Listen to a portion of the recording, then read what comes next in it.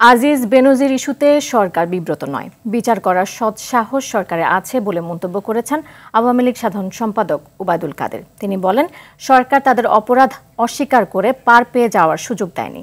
দুর্নীতির ব্যাপারে সরকার প্রধান আপোষহীন।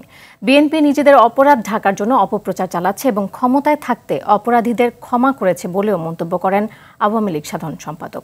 আরও জানাচ্ছেন বিপুল দেব রায়।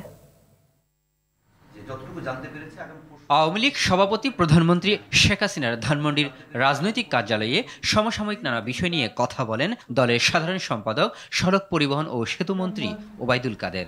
বাংলাদেশের আইজিপি জানান, আজিজ বেনজির নিয়ে সরকার মোটেও অস্বস্তিতে নেই, সব অপরাধীকেই শাস্তি পেতে হবে।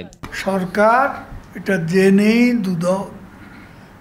তদন্ত করছে এবং অপরাধ অনুযায়ী যে কেউ শাস্তি পেতে। দুর্নীতির ব্যাপারে সরকার প্রধান আপোষ। ওবায়দুল কাদের বলেন, বিএনপির আমলে অপরাধীদের কোনো শাস্তি পেতে হয়নি। বিএনপি নিজেদের অপরাধকে ঢাকার জন্য অপপ্রচার করছে, অপরাধীদের ক্ষমা করেছে, অপরাধীদের কোনোদিন কোনো শাস্তি পেতে হয়নি। এদিকে রাজধানীর আগারগাঁওয়ে তথ্য কমিশনের সম্মেলন কক্ষে অনগ্রসর, প্রান্তিক ও সুবিধাবঞ্চিত নাগরিকের তথ্য অধিকার বিষয়ে এক কর্মশালার আয়োজন করা হয়। এ সময় তথ্য ও সম্প্রচার প্রতিমন্ত্রী জানান, ডয়েচে ভেলে বাংলাদেশের বিরুদ্ধে মিথ্যা বানোয়ার তথ্য প্রচার করছে।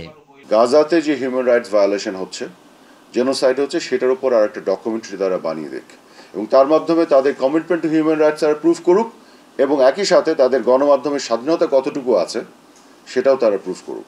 আমি এই আহ্বানটা জানাতে চাই। আর যদি সেটা করতে না পারে, তাহলে এই ডকুমেন্টারিটা একটা মোটিভেটেড ডকুমেন্টারি হয়েছে, একটা সিন্ডিকেট বাংলাদেশ বিরোধী একটা ষড়যন্ত্র অংশ হিসেবে করেছে।